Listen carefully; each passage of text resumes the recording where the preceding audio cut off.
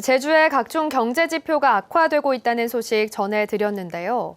경제가 어려워질수록 더 큰 타격을 받는 건 빈곤층입니다. 제주 지역 기초생활보장수급자가 처음으로 인구 대비 5%를 넘어섰고 전국 평균보다도 높아졌습니다. 이소영 기자입니다. 조끼를 입은 자원봉사자들이 수박과 반찬을 들고 한 가정을 찾았습니다. 아이고, 더운데 어떤 사람 수가 너무 더워 날씨가게. 조업을 하다 한쪽 팔을 잃은 60대 기초생활보장 수급자에게 반찬 배달 봉사를 하고 있습니다. 자원봉사자들은 최근 들어 이런 반찬과 물품 지원 신청이 점점 늘고 있다고 말합니다. 예전에는 젊은 노인층들이 수급자 분들이 많았는데 최근 들어서는 젊은 분들이 신청하시는 분도 많고. 최근 보건복지부가 발표한 국민기초생활보장 수급자 현황에 따르면 지난해 12월 기준 제주 지역 기초생활보장 수급자는 3만 3천여 명으로 5년 새 1만 명 넘게 늘었습니다. 전체 인구 대비 수급자 비율도 처음으로 5%를 넘어섰는데 전국 평균보다도 높아졌습니다.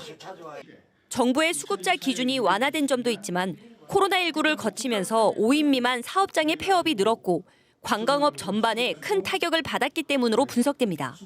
부동산 가격 상승으로 인해 가지고 기초연금 수급을 못 받는 분들, 이분들은 결국 일자리 사업에도 참여를 못 하거든요.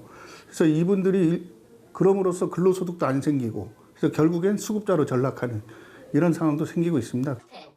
전문가들은 수급자에게 주는 급여가 국비와 지방비로 마련돼 수급자가 계속 늘어날 경우 지역의 다른 복지사업 재원이 부족해지는 악순환으로 이어질 수 있다고 경고합니다. MBC 뉴스 이소연입니다. 올여름 들어서 일부 지역에만 강한 비가 내리는 국지성 극한호우가 제주에서도 잇따르고 있는데요. 순식간에 쏟아지는 물폭탄에 도로가 잠기고 피서객들이 폭우에서 고립되는 사고까지 나고 있어 각별한 주의가 필요합니다. 김항섭 기자입니다. 앞이 잘 보이지 않을 정도로 강한 빗줄기가 쉴 새 없이 쏟아집니다. 도로는 차 바퀴가 절반 이상 잠길 정도로 순식간에 물이 차올랐습니다. 산에서부터 내려온 흙탕물이 한데 모여 폭우로 쏟아집니다. 해안가에서 도로로 이어지는 계단 위로 흙탕물이 쏟아져 내리면서 나갈 수 있는 길이 완전히 막혀버린 겁니다. 어제 오후 3시 10분쯤 서귀포시 월평동 월평포구에서 스킨스쿠버 등 17명이 고립됐다 119 구조대에 의해 40분 만에 구조됐는데 다행히 다친 사람은 없었습니다. 순식간에 내린 밑에 한 50mm 이상 온 것 같습니다. 노약자들이나 이게 건너기에는 조금 무리가 있었고 그리고 많은 물로 인해서 혹시 쓸려 내려갈 위험성은 다분히 있었던 그런 상황이었습니다. 고립 사고가 발생한 서귀포시 강정에는 시간당 53mm의 폭우가 쏟아졌습니다. 강정과 붙어있는 중문에 30mm, 서호동에 20mm의 집중호우가 내렸지만 다른 지역은 강수량이 관측되지 않았습니다. 이렇게 특정 지역에 시간당 50mm가 넘는 극한호우가 쏟아진 건 올 여름에만 4번째입니다. 다량의 고온다습한 수증기가 유입되어 대기 불안정한 가운데 낮 동안 햇빛이 더해져 불안정이 더욱 강화되고 바람이 모이는 지역을 중심으로 강한 강도의 비구름대가 만들어져 영향을 주었습니다. 기상청은 무더위가 이어지는 기간 동안 국지성 극한호우가 또다시 발생할 수 있다며 주의를 당부했습니다. MBC 뉴스 김항섭입니다. 계속되는 폭염에 제주 지역 온열 질환자가 100명을 넘었습니다. 제주도에 따르면 올 들어 현재까지 제주에서 발생한 온열 질환자는 103명으로 작년 같은 기간보다 27% 증가했습니다. 온열 질환 사망자는 1명이었으며 지역별로는 제주시가 81명으로 서귀포시보다 4배 가까이 많았고 성별로는 남성이 82.5%를 차지했습니다. 연령별로는 60대 이상이 40.7%로 가장 많았고 3건 가운데 1건은 폭염이 절정에 달한 낮 12시부터 오후 3시 사이에 발생했습니다. 제주 지역 온열 질환자는 최근 5년 동안 연평균 73명 발생했는데 세 자릿수를 기록한 건 6년 만입니다.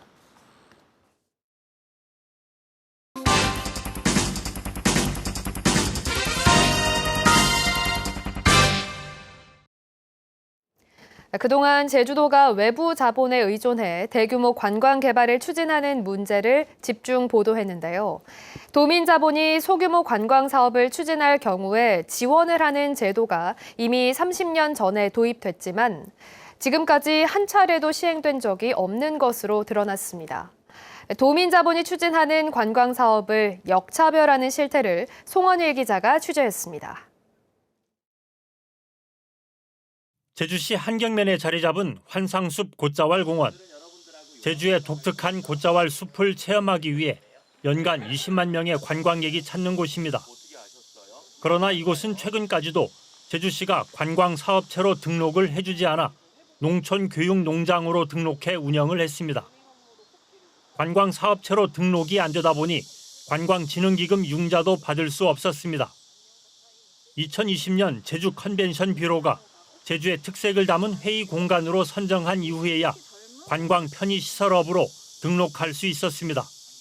처음부터 관광지처럼 만들어야지 하는 게 아니라 아주 작은 규모에서 시작을 하는 거거든요. 다른 농가라든지 이런 곳들은 아직도 어려움을 겪고 있을 것 같아요.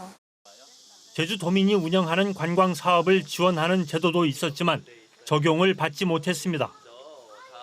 제주특별법 158조를 보면 도지사는 특별개발 우대 사업을 육성해야 한다고 명시돼 있습니다. 제주도민이 50% 이상 투자하거나 80% 이상 주민을 고용한 사업, 문화관광진흥을 위한 사업, 관광진흥 육성이 필요한 사업 등이 지원 대상입니다. 또 개발사업 특별회계를 설치해 특별개발 우대 사업을 하는 경우 필요한 자금을 융자 지원하도록 했습니다. 도민자본과 도민기업을 지원하기 위한 특별개발 우대 사업 제도가 처음 법제화된 것은 1991년. 30여 년 전에 이미 제도가 마련돼 있었지만 지금까지 실제로 적용된 사례는 한 건도 없습니다. 더 심각한 문제는 제주도가 관련 조례를 제정하면서 관광이라는 단어를 지원 대상에서 지워버린 겁니다. 제주도 특별개발 우대 사업 지원 조례입니다. 수출 전략 품목의 생산과 유통, 1차 산업 관련 수출 사업, 문화산업 진흥을 위한 사업, 전통주 제조 판매업으로 지원 대상을 명시했습니다.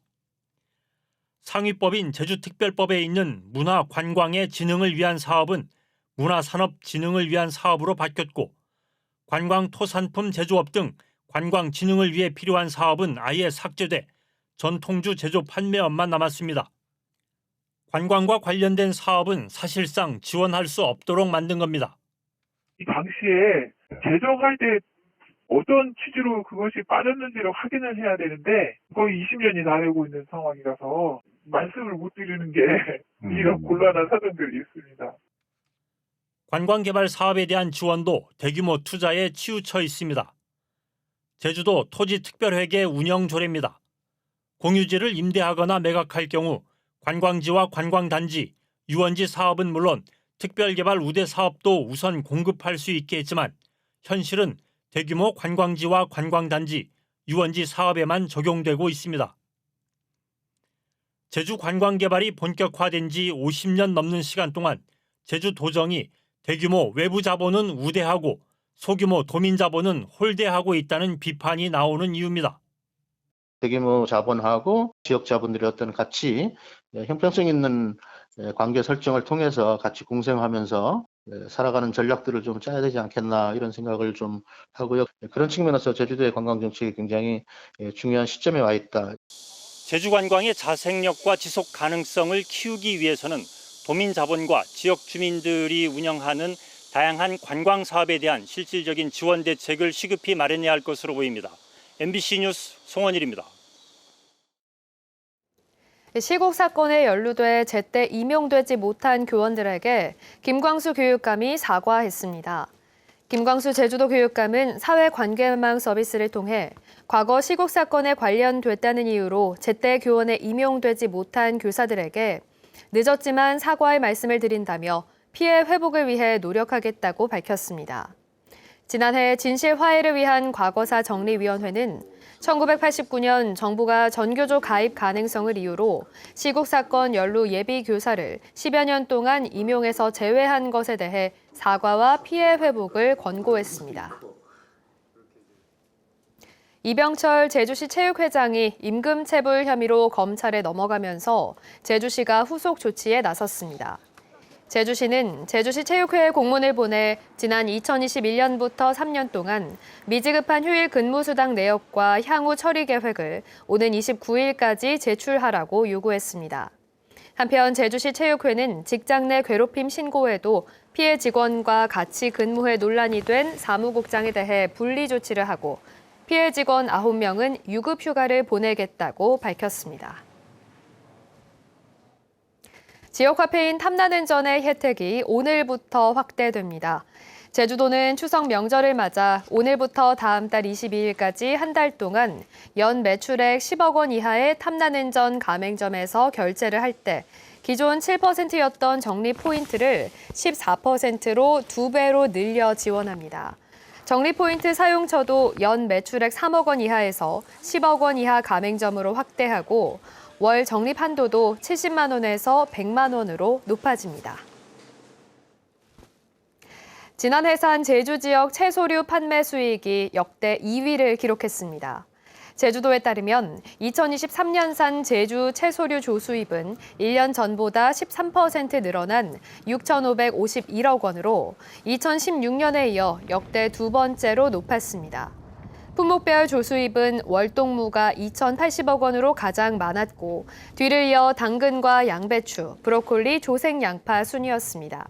반면 올해 벌마늘 피해를 입은 마늘은 생산량이 줄고 상품성까지 떨어지면서 조수입이 지난해보다 36% 감소했습니다. 파리올림픽 사격 금메달리스트 오예진 선수의 환영 행사가 잇따라 열렸습니다. 제주도 체육회는 제주도청에서 공식 환영 행사를 열고 올림픽 신기록을 세우며 금메달을 따낸 오예진 선수와 홍영옥 코치, 오 선수의 가족을 격려했습니다. 뉴스데스크 제주였습니다. 여러분 고맙습니다.